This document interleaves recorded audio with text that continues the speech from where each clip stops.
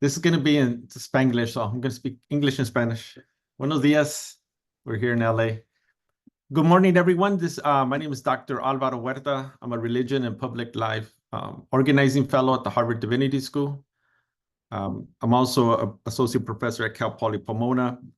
So I just want to thank everyone for being here with us, and thank Benedict and all the organizers for this brilliant event, where we have three brilliant speakers and also a brilliant facilitator, which is yours truly. I always had to say that because nobody says it for me. So today's title is Title 42 and Eugenics on the Mexican-US border.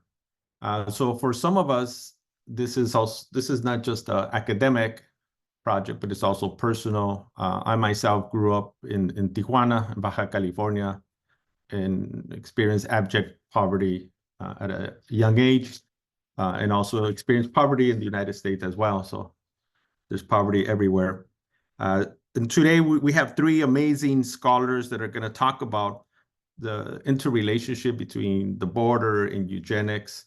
And given that we have a historian, a geographer, and someone who studies public health, it's going to give us a perspective from different angles, discussing the same theme in terms of eugenics and its relationship to the border. In this case, the U.S.-Mexican border.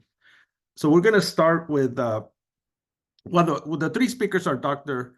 Miroslava Chavez Garcia, Dr. Jeff Boyce, Dr. Carlos Martinez. So we're going to go in this order.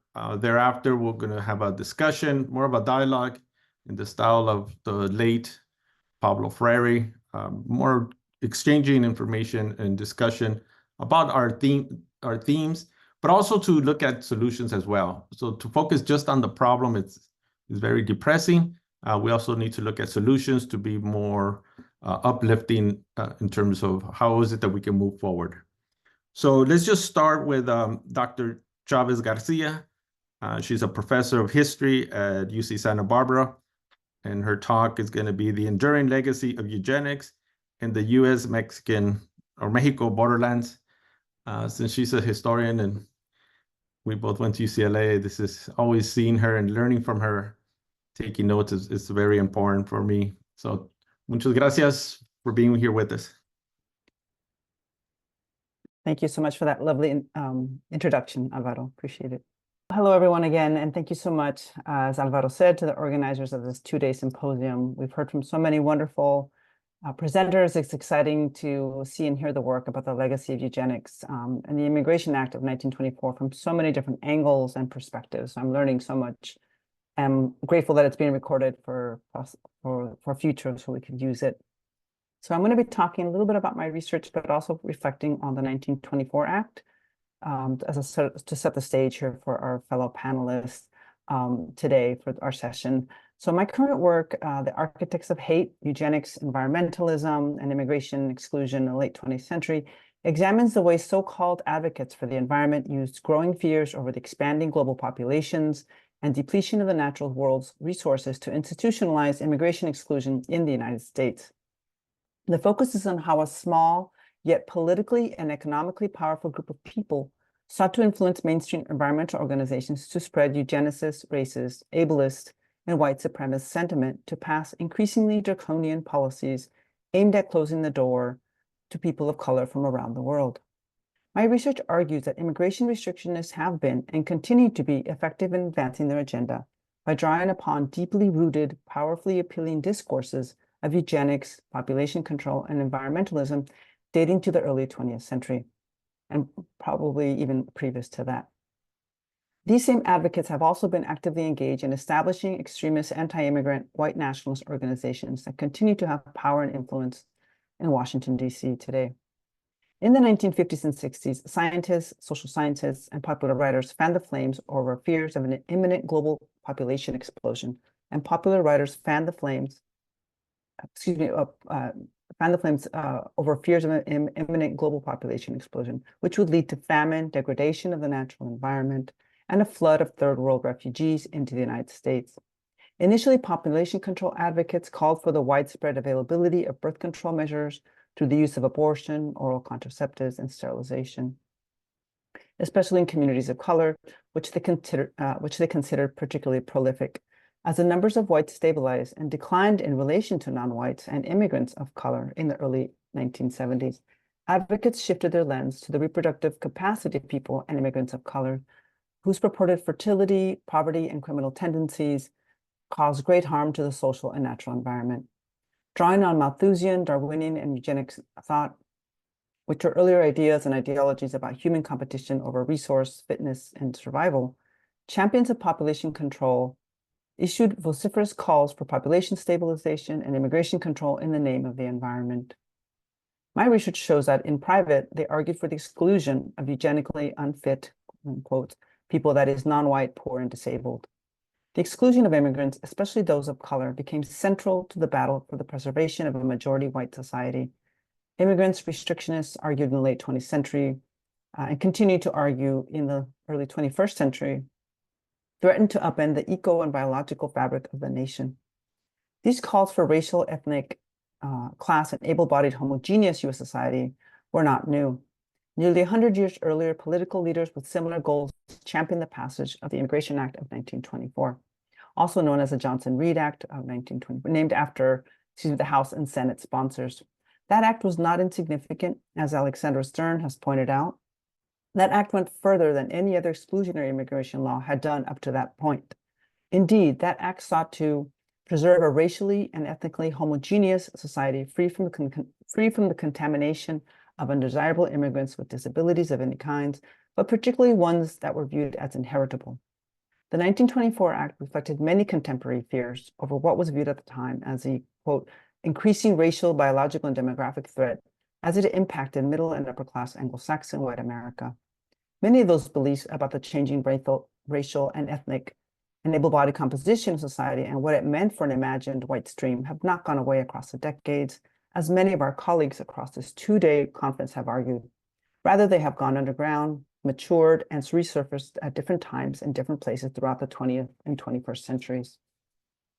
To understand how these ideas were articulated in the early 20th century, and they helped to provide or influence the characters in my research, I want to spend the rest of my brief talk outlining the evolution of this policy. So in doing this research for digging a little deeper into the Immigration Act of 1924, which I often teach in my courses, has been helping me connect the dots between the people I study in the 1960s, 70s, and 80s to this earlier period, makes it more clear. So let's look at the Immigration Act of 1924 for a little bit. While unique, this act, it was built on early restrictive immigration laws, particularly the immigration laws of 1917 and 1921, which were in themselves compilations of previous policies. So it's good to understand this history and how the evolution and how they build on each other, right? So the 1917 Act was the first widely restricted immigration law focusing on restricting potentially dangerous immigrants. Given the outbreak of World War I and fears over enemy combatants within the nation, the 1917 Act faced little opposition. To curtail immigration, the Act imposed a head tax of $8, a literacy test, and you had to be able to read at least in one language. And it also granted immigration authorities wider latitude in deciding who could enter the United States. So it gave them more discretion. Tellingly, Mexicans who were needed as sources of cheap labor by Southwest employers were exempt,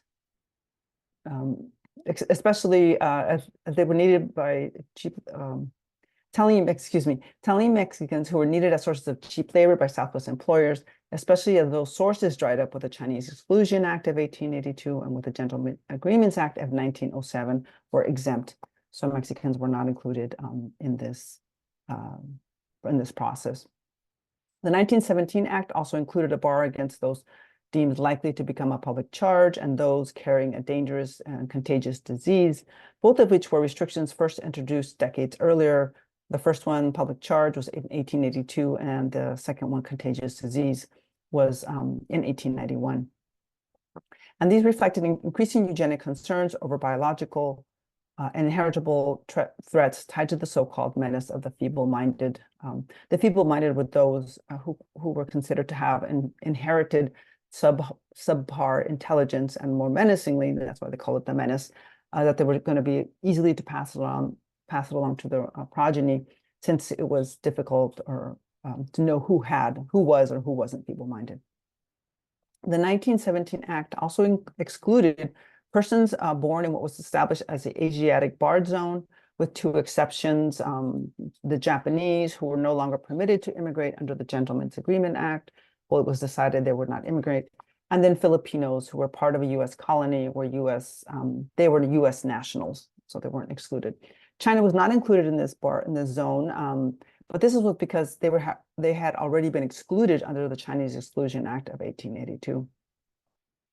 4 years later, in 1921, with the support of eugenicists, xenophobes, white racial preservationists, and anti-immigrant advocates who believed that the 1917 Act had not gone far enough in preserving the contamination of the body politic and the race suicide that they believed that came from it, legislators came up with a new approach. They came up with quotas, right? So this is the way, this new law, the 1921 Act, held that only 3% of the population of the foreign-born of each nationality in the United States, as recorded in the 1910 census, would be allowed admission. So it's a little bit tricky, but there is an important difference between this act and the 1924 Act. So this put the limit allowed each year essentially to 350,000 people. Though this bill faced some opposition, it was passed. Again, Mexicans were, they were largely excluded from the act, but not because they were favored as a eugenically sound people. They were in fact often excluded on racial and medical grounds, as many scholars have shown, but rather as a compromise to agricultural and industrial capitalist business interests who continued to advocate for cheap labor. So again, it was a compromise to employers, that Mexicans were excluded from this particular quota. And actually, Mexicans were excluded from quotas up until 1965. All right, so in 1924, 2 years later, when the national quota came up for debate again, some legislators wanted to loosen this limit, while others, more strident voices, called for increasingly restrictive measures.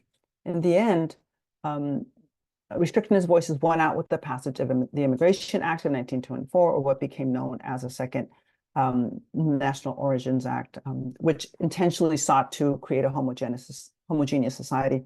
And I know it's referred to usually as the National Origins Act, but it is one that followed the 1921 Act.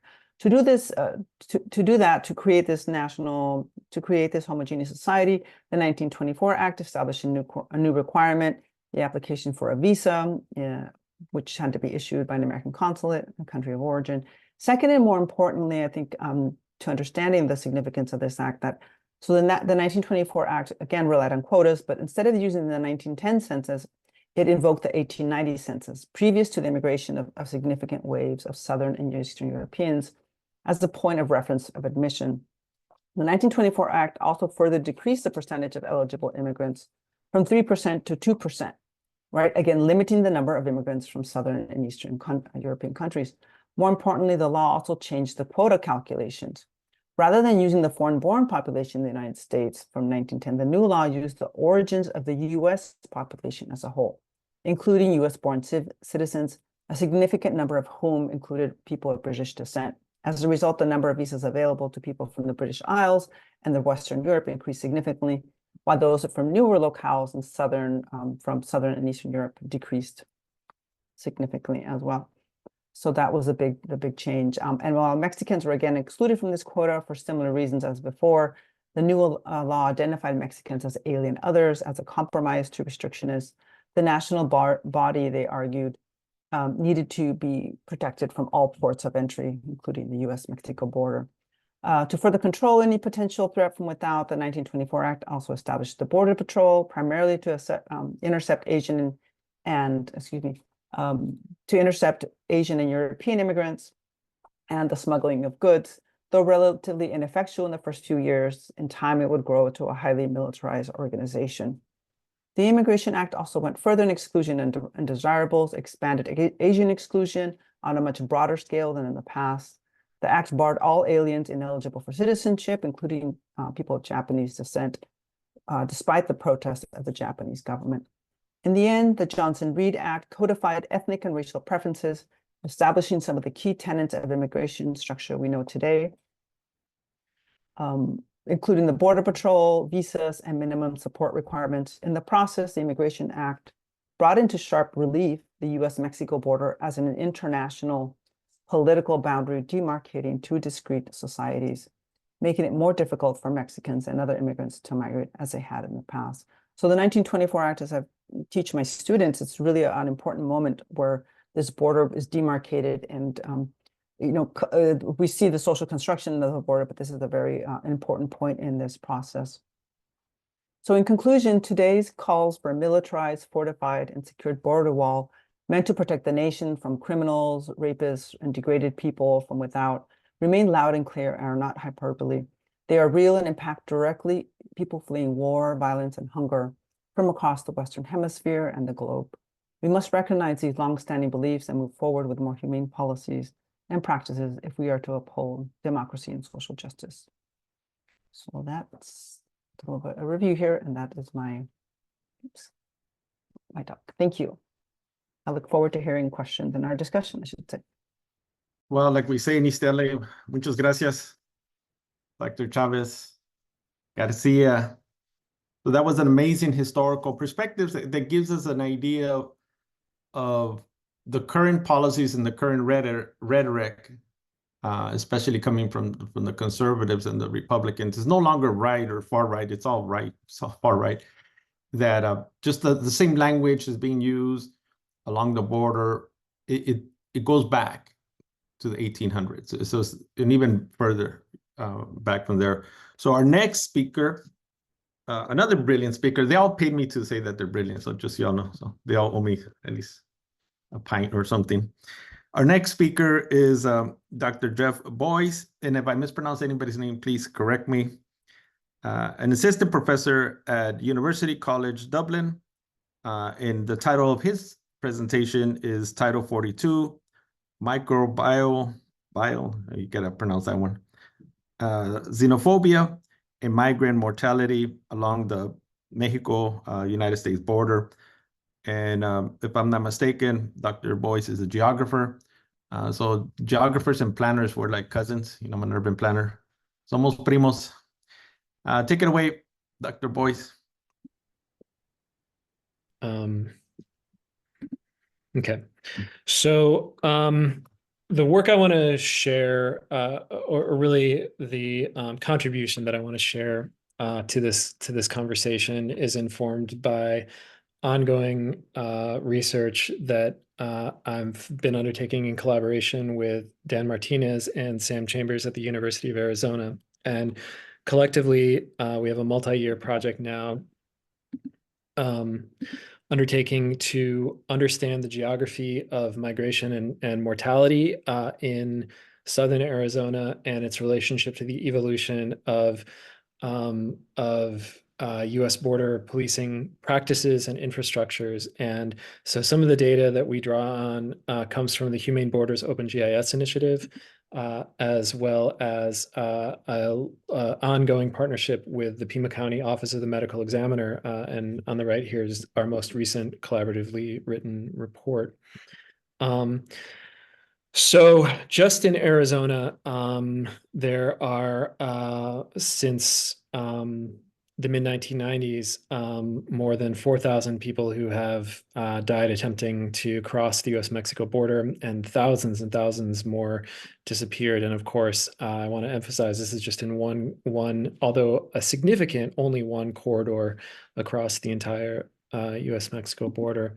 And we know, and many of you, I think, will be familiar with the fact that since 1994, the first ever nationwide coordinated border policing strategy titled Prevention Through Deterrence, mortality and death has been really calibrated as a feature of U.S. border policing strategy, with the understanding or the belief on behalf of the government that even if some people died due to the extreme environmental conditions that they would be crossing through in places like the Arizona desert, that in the future this would serve to deter unauthorized border crossers. And this is a quote from Doris Meisner, who at the time was overseeing the Border Patrol and the INS, as the commissioner of the INS. And she said, "We did believe that geography would be an ally for us. It was our sense that the number of people crossing through the Arizona desert would go down to a trickle once people realized what it's like."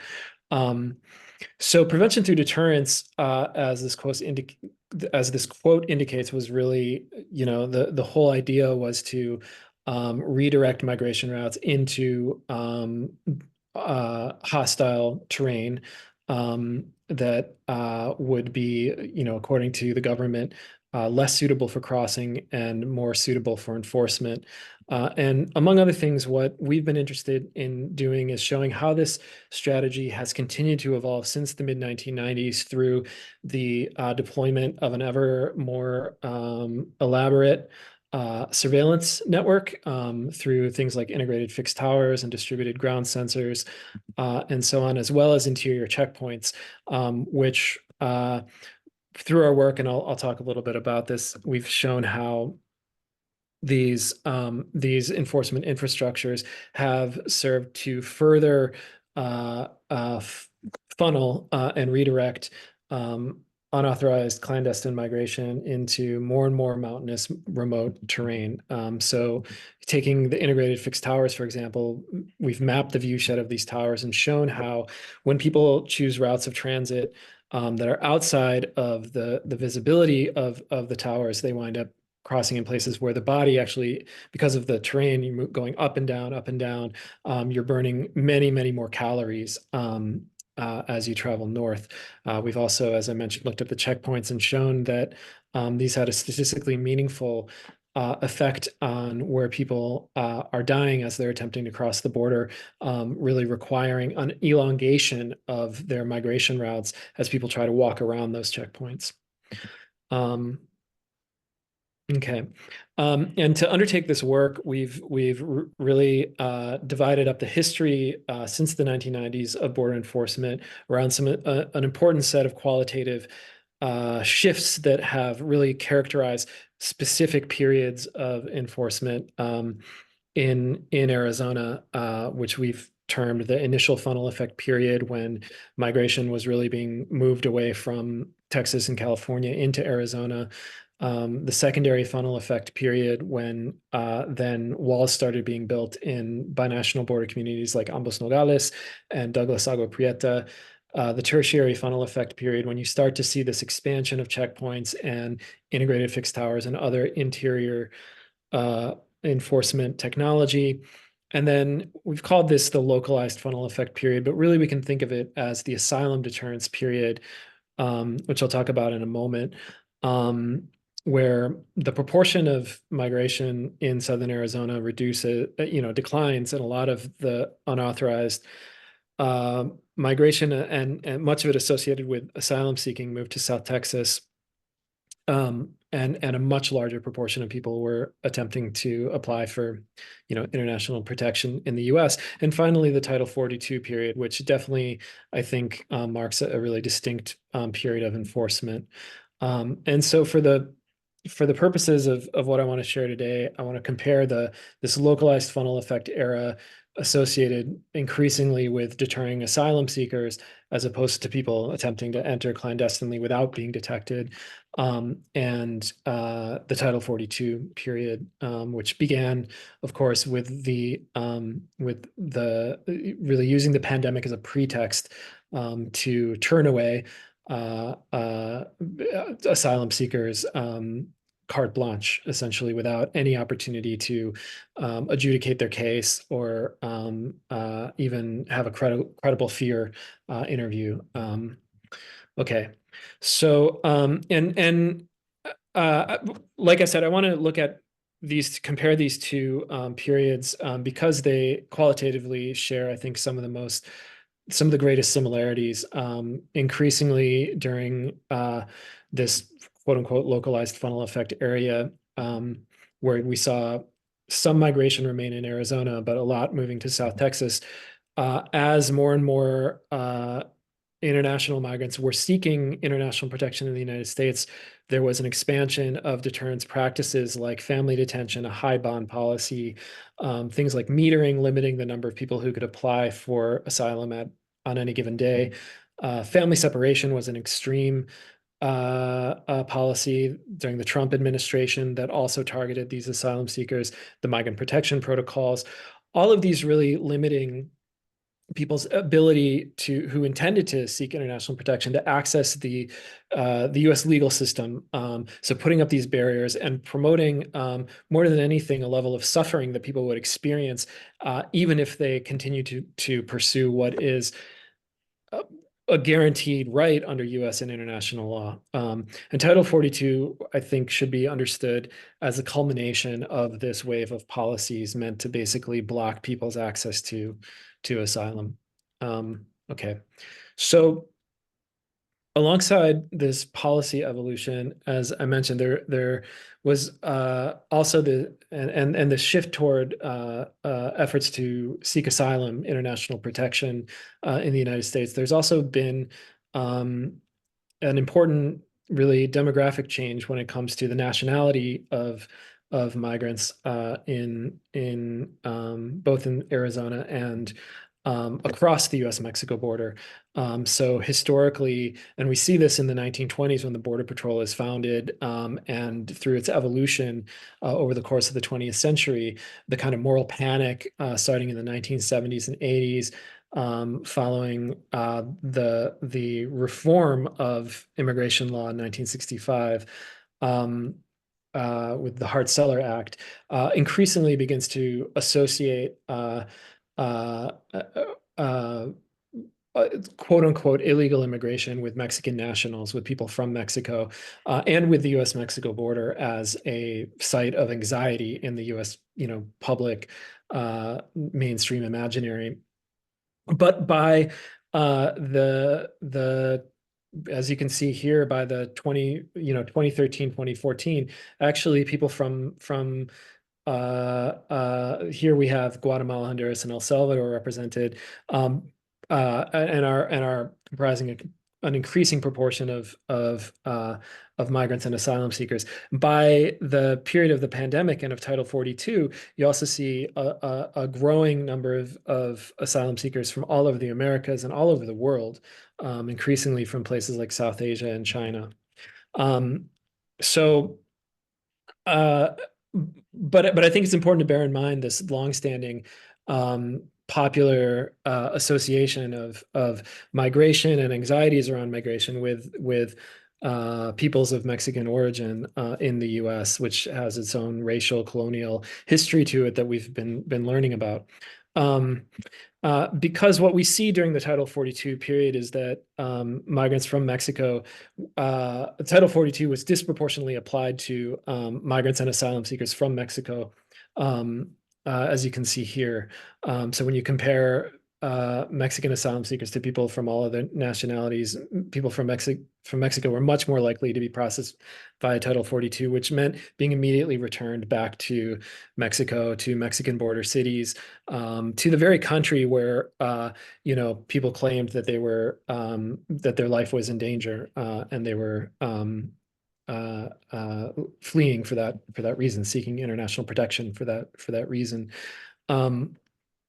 And one of the consequences of this too is that if you look at the Border Patrol's own measure of recidivism, right, the number of times they apprehend the same person within a 12-month period, during the Title 42 period, you see a much higher proportion of recidivism, again, the Border Patrol's measure, among Mexican nationals than those from other countries. And this is important when we look at the mortality data from Pima County, where there's a substantial increase in the number of known deaths that occurred in Arizona during Title 42, as you can see here. Okay. Associated with this is an increasing proportion of human remains that were recovered from the desert that were what the medical examiner office characterizes as fully fleshed, which means people who died within a recent period of time. And that's important because if people are encountered within, within 1 or 2 or 3 days of when they passed away, then it also means that they likely died closer to where people are where people are circulating on a routine basis, so to population settlements and so on. So we've tested changes in patterns of mortality between the localized funnel effect period and the Title 42 period. And what we found is that, in fact, there's a statistically significant clustering of mortality proximate to population centers like Nogales and Douglas, as well as a statistically significant location of mortality closer to the border. And I mean, this is consistent with our findings of that this is likely associated with recidivism, the fact that people are being returned via Title 42 and oftentimes attempted an additional crossing without having had time to recuperate or rehydrate adequately, and therefore they were more vulnerable to the environmental conditions that they encountered. And this map shows specifically the mortality location of Mexican nationals who were where you see an even stronger clustering. And of course, this is a population that was disproportionately subjected to Title 42 removals. So I just want to offer a set of conclusions that we're thinking through as a result of this work. I mean, first of all, Title 42 was justified as an emergency public health measure. I think it's very clear that while this is true, and there's also a very long history that I think we've been learning about, and that Carlos Martinez in the next presentation is going to delve into even further, of associating and justifying anti-immigrant measures and border policing in the name of disease prevention and disease control, and these kinds of public health narratives. And Title 42 is really exemplary of this. I also think it's important to situate it within this longer history of migration deterrence policies that have aimed to inflict really violence and have calibrated death and as an instrument of border policing, of deterrence policy, of deterrence strategy along the U.S.-Mexico border.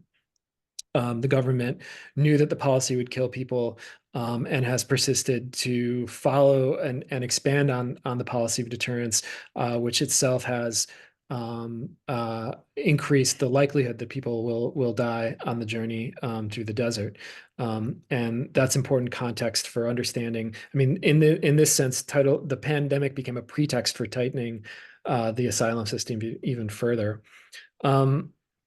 So I think the policy has to be understood as an extension of these other policies that were evolving from the Obama through the Trump into the Biden administration, aimed to block people's access to the asylum system. And CBP-1 is a contemporary iteration of this.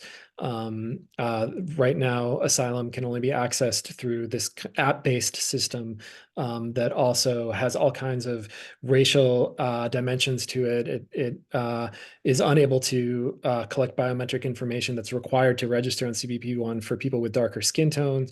It is a really the app is aimed to limit. Again, it's kind of a high-tech form of metering, limiting the number of people who can apply for asylum.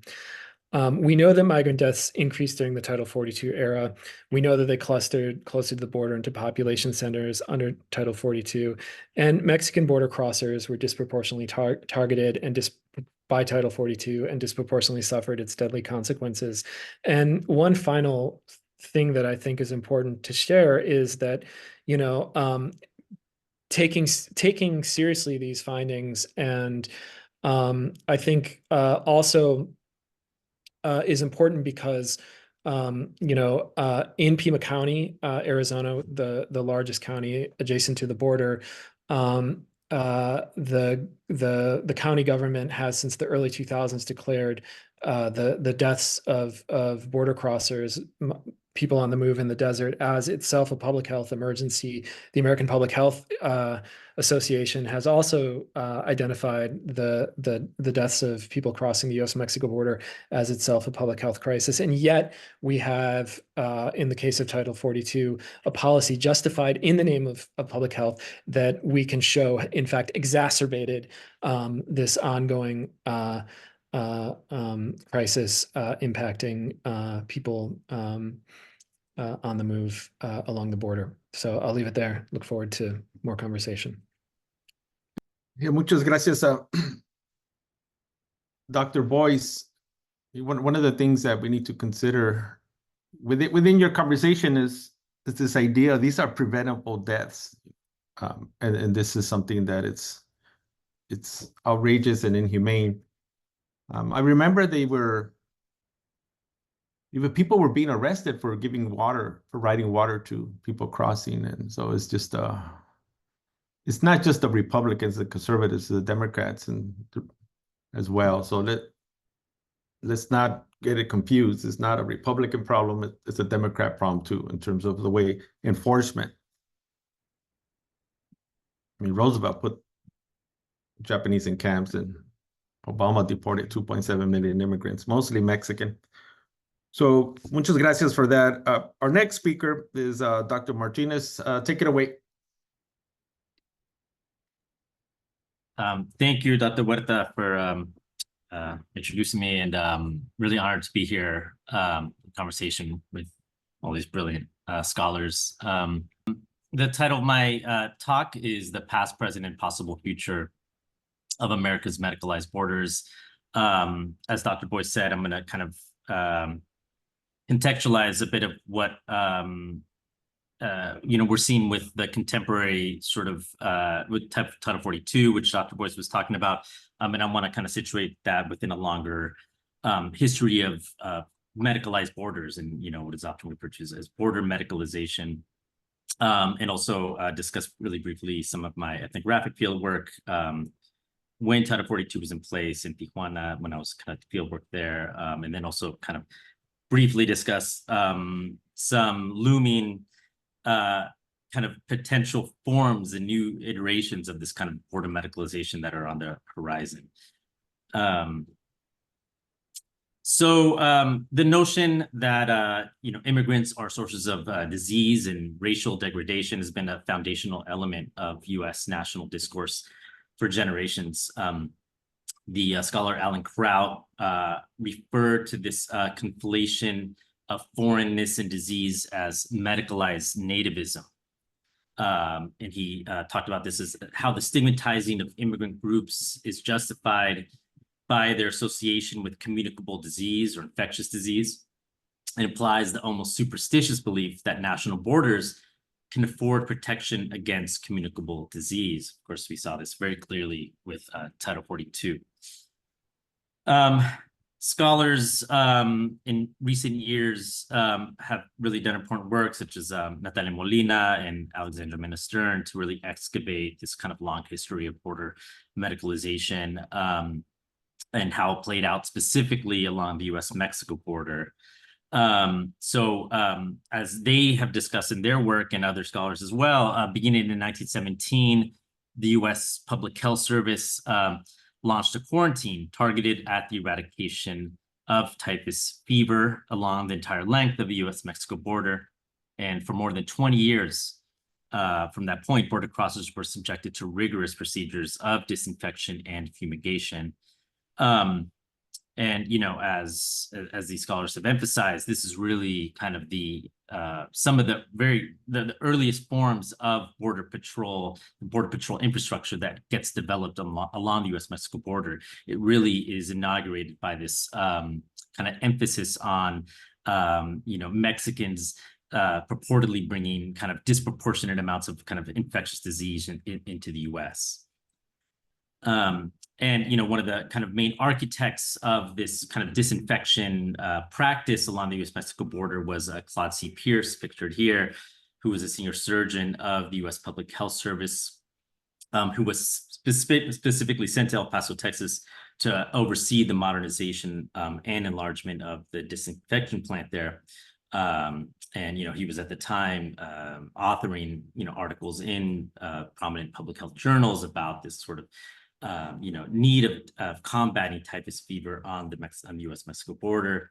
And as he, wrote at the time, all persons coming to El Paso from Mexico considered as likely to be vermin infested are sent to this plant for disinfection.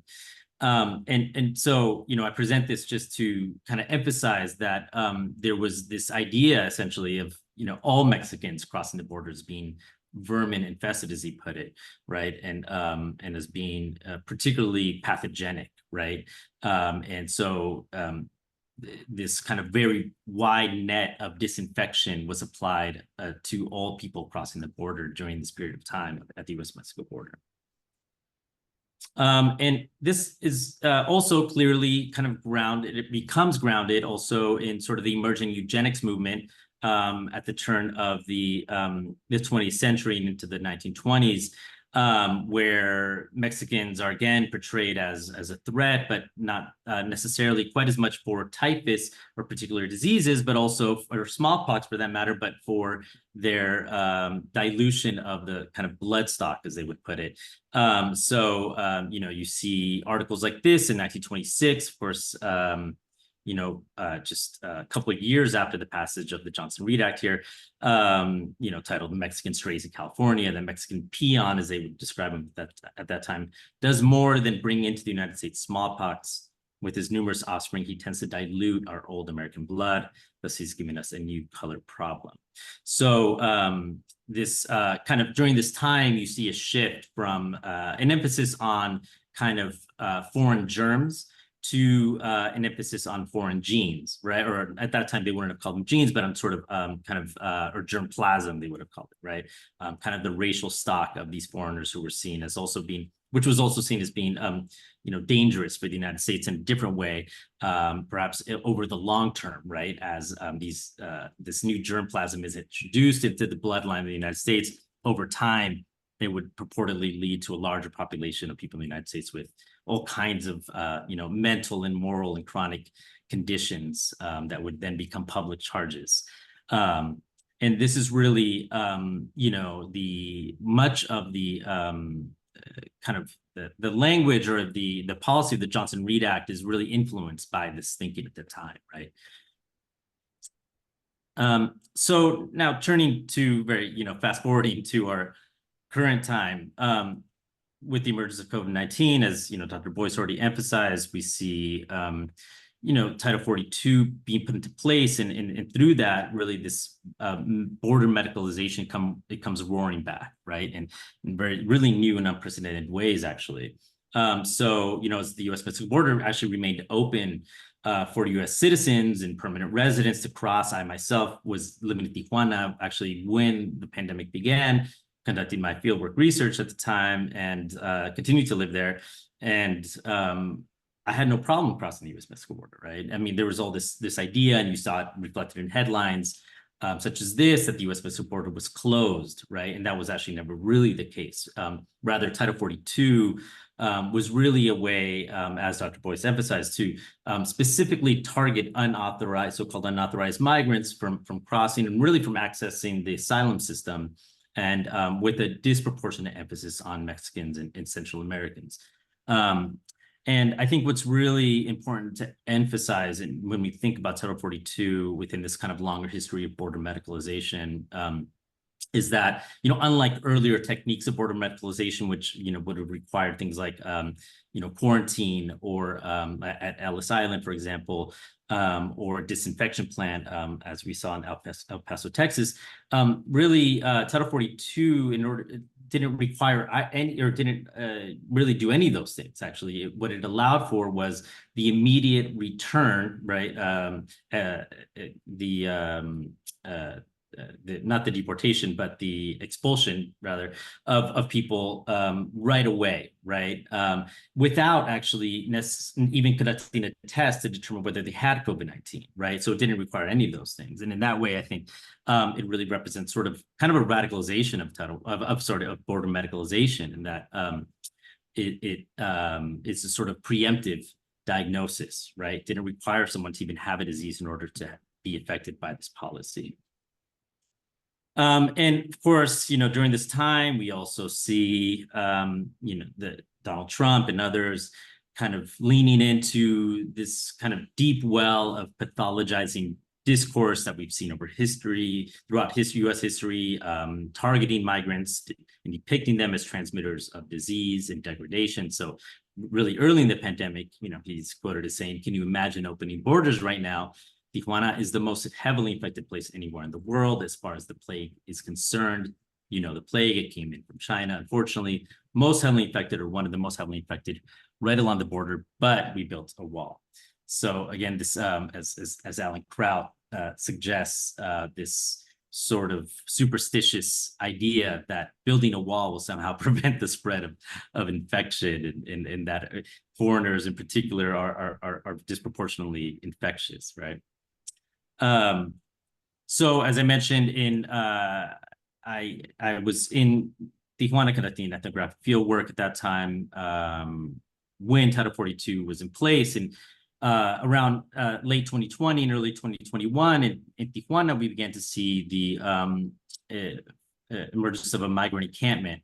And this was just one among several such encampments all across the U.S.-Mexico border that formed in several northern Mexican border cities in the aftermath of Title 42.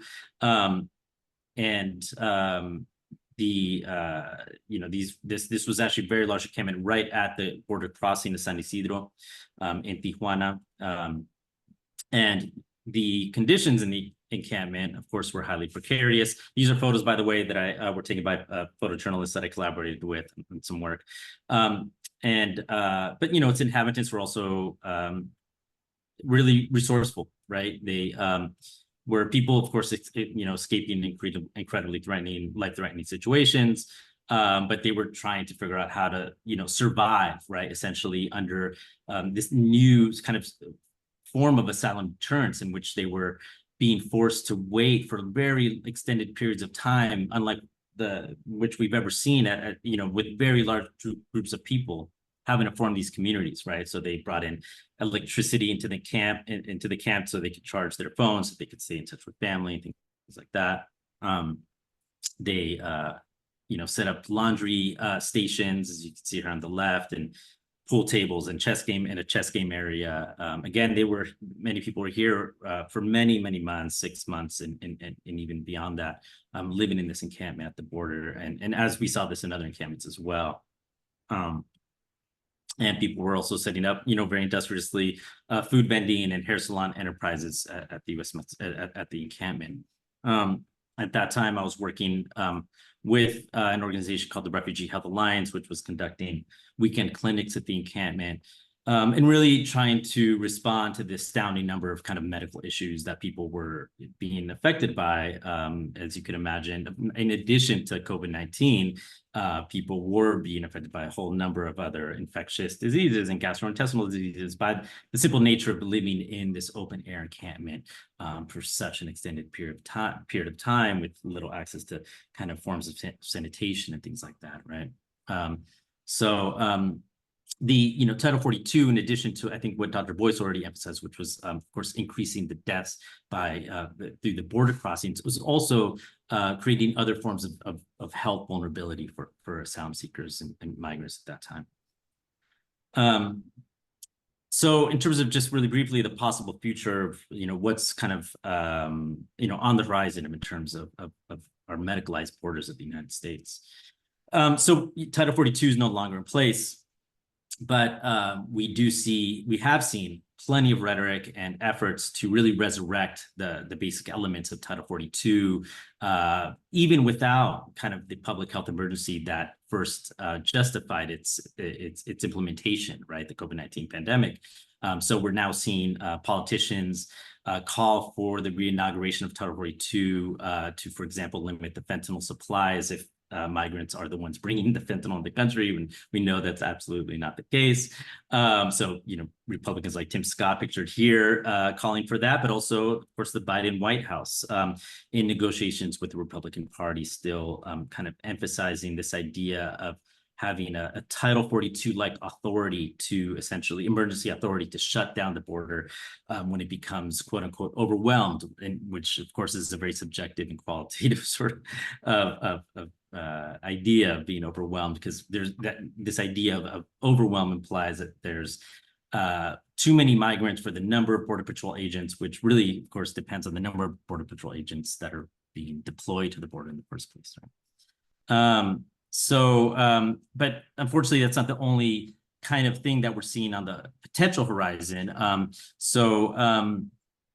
In really the last months, actually, of the Trump administration, his administration issued a new rule in collaboration with the Department of Homeland Security and the Department of Justice, referred to as the Security Bars and Processing Rule. And as you can see here, it says, namely, this rule amends existing regulations to clarify that in certain circumstances, there are reasonable grounds for regarding an alien as a danger to the security of the United States, or a reasonable grounds to believe that an alien is a danger to the security of the United States based on emergency public health concerns generated by communicable disease. What this rule would essentially do is concretize and make permanent Title 42 as a matter of asylum policy, and amplify Title 42, said it is no longer reliant, again, just on COVID-19, but that could actually be applied to migrants traveling either from a country or through a country that is experiencing any number of communicable diseases, even ones that are not considered necessarily, deadly. So, even things like Hansen disease, all kinds of diseases might be subjected to basically, if it's asylum seekers traveling from or through a country with one of those diseases, they could be considered ineligible to even request asylum in the United States. So this rule, although it's been in place, in existence since 2020, it's actually never gone into effect.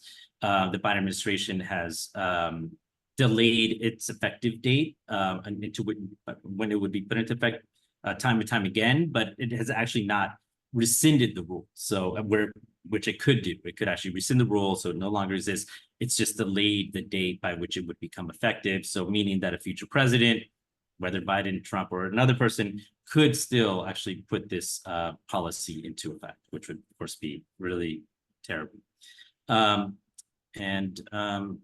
yes, this is, and, of course, we still see kind of this eugenicist anti-immigrant rhetoric still being put forward by Trump in his very recent months.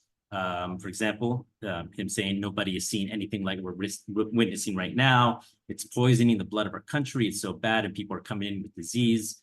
People are coming in with every possible thing you could have. So this kind of conflation of foreignness, disease, racial degradation is unfortunately very alive and well in our current political climate in the United States. And I'll end there, and yeah, look forward to conversation. Oh my God, I was taking down notes. I hope I get an A. Please don't assign the quiz after. Whenever we think about these things, I think about the, just the consequences of these policies. My father was a bracero, and he was sprayed with DDT in the 1950s and 60s, and he died of prostate cancer like at 66. So I sometimes wonder that just the direct connections to this. Policy is one thing, but what are the consequences on the ground? Like how is it impacts our people? And then also thinking about like these issues of like brown babies be put in cages, and if those were Canadian kids, it would be like an uproar. When a white girl goes missing, like the whole world goes looking for her, but a black girl goes missing, nobody pays attention to us. There's a lot of scholars, there's a lot of people that have passed that I'm reminded of Dr. Gloria Anzaldúa, who studies the borders, Dr. Juan Gomez Quiñones, who taught me history at UCLA, that teaches about these things. So I want to kind of go a little backwards here and start in the same order. But if you could just more like on a personal level, it's like, and this goes for everyone, like why in your own field, your interest on the borderlands, and like, and what inspires you to study it, not just in terms of the problems, but in terms of also like the solutions that you seek forward, in terms of how is it that all of you, in all of this incredible research that you've done, can help us move forward in a new and a different direction, versus discussing this in these false binaries. So we could start with Dr. Chavez Garcia. Sure, thank you for that question.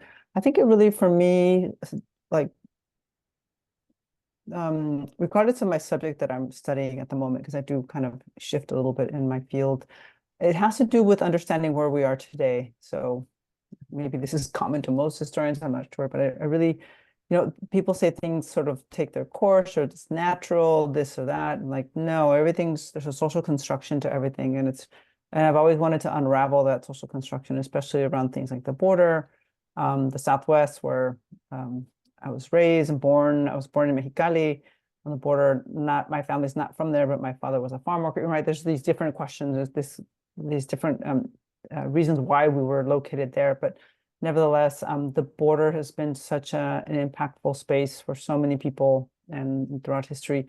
And so I'm always interested in learning the different dynamics about it and how it impacts, the different things that have impact, like laws and policies and customs and practices and so forth. And I am, one of these doom and gloom, like, let's look at, just to understand, because I want people to know that it's not something that just happens, right? There's people had a hand in these things. There was these law, people don't believe when you talk to them about, even to students, like the Chinese Exclusion Act, or these things are kind of like shocked, like, what, aren't we all this? No, there's these things that have these structures that are in place. And so looking at moments of activism and resistance is very inspirational. And I think that that is something that keeps me going. And, I'm so grateful for people who do that kind of work. I do it through my scholarship, I think, but I'm not on the streets. I'm not doing that kind of work that other people are doing. But I've always believed that we need a division of labor, right? We need us to be working in the archives. We need others to be out there using the information that we provide as an argument and so forth. But yeah, throughout history, for me, I've always taken inspiration from like the women who've challenged sterilization policies, right? The Chicanas and Latinas who in the 1970s, and the women in the prisons, the detention centers more recently, who have been found that they were being sterilized against their consent. So all of these cases, to me, the children, they might not get their stories out, but those who have been held in detention at the border and their stories. So yeah. Oh, that's great. Thank you. Yeah, I really appreciate that, because a lot of times when we hear presentations, it's just, we're humans too, right? And we have a history and we have motivations, and we're inspired. Part of it is to inspire others to go into these paths in different directions. It doesn't have to be a PhD or anything, but more than anything, how is it our studies and our research informs policy that is more humane and more just. Dr. Boyce? Yeah, thank you. I have to say that my research and the research that I shared with you owes a great debt to Dr. Raquel Rubio Goldsmith, who at one time was a professor of both myself and Dr. Dan Martinez, my collaborator. And I take a lot of inspiration from people like Raquel, Lupe Castillo, organizations like La Coalición de Derechos Humanos in Arizona, groups like No More Deaths, who intervene to provide water and first aid for people crossing through the desert. And I'm actually I'm hopeful, coming from a place like I'm living in Ireland now, but I've lived most of my life in Arizona, in Tucson, and Arizona, as many of you are probably aware and remember, 15 years ago, was really kind of a focal point of the anti-immigrant movement and political agenda articulated through policies like SB 1070. Um, and you know, you saw the state of, and a lot of these people had come from California, actually. And after California, I think, became politically less receptive to that agenda after the 1990s, they purposefully relocated to Arizona, and you saw a whole host of policies associated with the attrition through enforcement doctrine, which was like the self-deportation doctrine that, among other people, like Mitt Romney had championed. They used Arizona as this laboratory to roll out these policies, and SB 1070 was the culmination of that. And in the context of SB 1070, in the aftermath of SB 1070, there was really powerful organizing at the grassroots in communities, both to directly defend people from immigration policing and immigration police, through things like protection networks that were, you know, that continue to be mutual aid networks, in which people, you know, set up you know, detention bond funds so that people can get out of detention quickly. You know, processes for taking care of children if a parent gets detained, lawyers who are on call and ready to, you know, help people fight a deportation case. There are also, you know, legal defense infrastructures, like the Keep Tucson Together Immigration Legal Clinic. And finally, organizations like Mi Gente that did like robust voter registration, mobilization, not specifically, you know, to back the Democratic Party, but actually to ensure like greater participation, you know, among particularly Latinx communities and you know, people who are in mixed status households who happen to be U.S. citizens and therefore have the ability to vote, right? And getting them involved politically.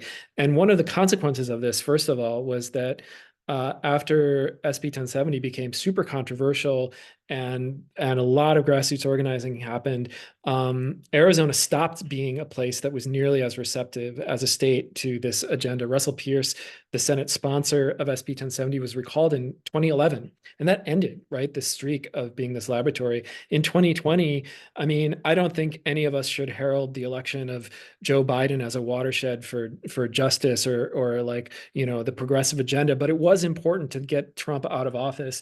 And Arizona, I don't think it should be lost on anyone that like two of the states that historically had voted for Republicans and had voted for Trump in 2016 that flipped to Biden, Arizona and Georgia, were states where Mi Gente had a very strong presence on the ground. And so, yeah, I guess the last thing that I want to say related to all of that is that it also struck me as important that the architect of attrition through enforcement and of SB 1070 is Chris Kobach, right? Who has long been a national actor with the Center for Immigration Studies and these other these other like right-wing xenophobic fascist forces. And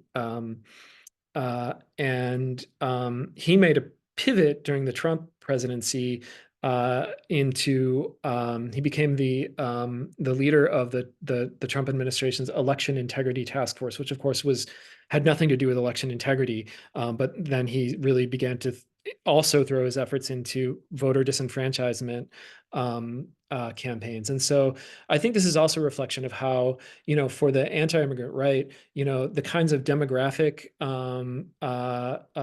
agendas that they have around that are inflected with, you know, eugenics and eugenicist thinking, I think are also about electoral power. You know, these two things are connected. And I think actually there is a long history in this country and a living legacy of like strong grassroots, like, and effective challenges to a white supremacist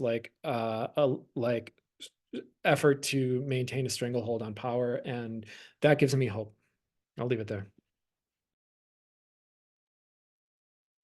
Yeah, I guess in terms of how I arrived to this work, I mean, I think it was a bit I mean, what happened with Title 42 is, of course, totally unexpected. I went to the Tijuana originally with a focus on looking at what was happening with Mexicans who had been deported back to Tijuana, and working in particular with the clinic that was providing kind of healthcare to the homeless kind of population in Tijuana, many of whom are folks who have been deported. And you know, as I begin my work, we start to see policies like metering, like MPP, and then Title 42, and the whole landscape is kind of shifting in Tijuana at the time and in other border cities, of course. And it was sort of inevitable that I had to sort of also shift focus, I think, with what was sort of happening in that landscape. And also, I'm trained as a medical anthropologist, so the emphasis of my work is always has some sort of relationship to health. And in my work as a medical anthropologist, I see it as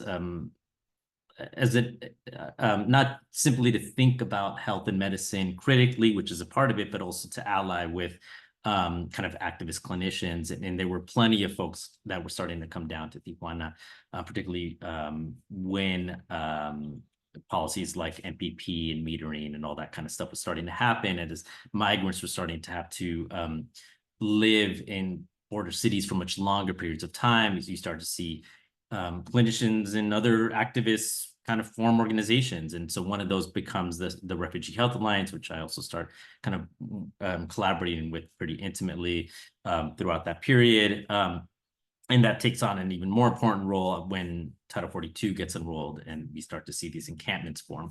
You know, in terms of like my emphasis on asylum, it really was just an outcome of the shifting political kind of landscape and needing to, I felt like, of course, pay attention to that. On a personal level, I'm also Salvadorian, and so I felt a lot of interest and desire to kind of look at what was happening, particularly with Central Americans who were arriving, and you know, as we know, were being also kind of disproportionately affected by many of these policies at the time, as we saw migrant caravans from Central America sort of taking center stage. So you know, that sort of became the emphasis of my work. And then I started to also, at the same time, was reading, of course, all this history. I'm not a historian, but, you know, starting to think about how this was really shockingly this new manifestation of border medicalization. And so that's sort of how I kind of began to think about this current political moment in my work, also within this longer kind of political public health kind of history.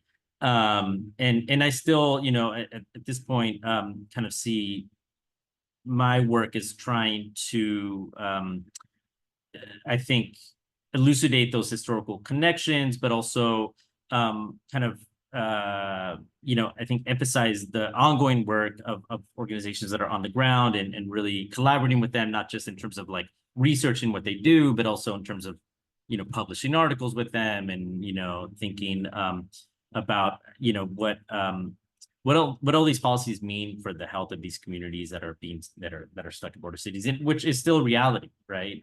Like, so Title 42, though not being in effect, you know, as Dr. Boy said, we still have this thing CBP1, which I think you could think of as a form of digital metering, where people are being forced to wait on a list that is through this app.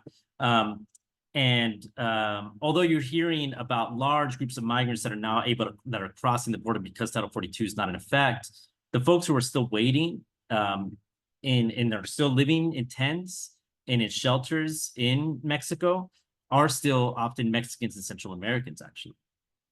They're folks who are often, because of the way that the CBP1 and asylum policy has been set up, it mainly is trying to block their access to asylum. So the folks who are crossing now and you're seeing cross are coming from elsewhere, from throughout South America, from Asia, and I was just at the border in Yuma, Arizona a month ago, and it was mostly Peruvians, right?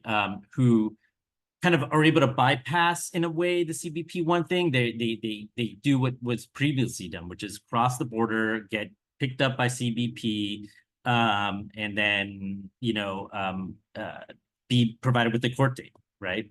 But at the same time, you have this happening. So I think you have all these people still waiting in Mexico, and so I think it's important to keep sight of that. So this is what I'm kind of trying to still do. I think with my work is just follow these shifts and seeing how they continue to impact the health of these communities.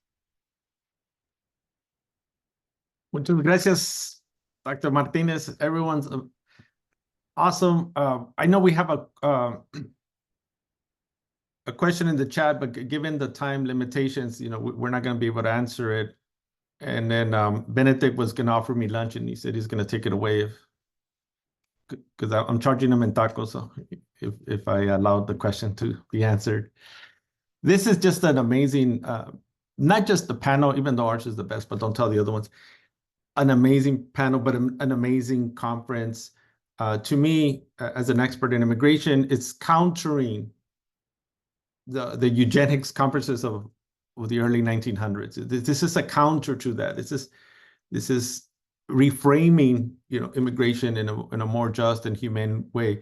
But in order to do that, we first have to understand it through history, through geography, through anthropology, through all these different intersections, to understand the complexities of it, and that we don't operate in isolation.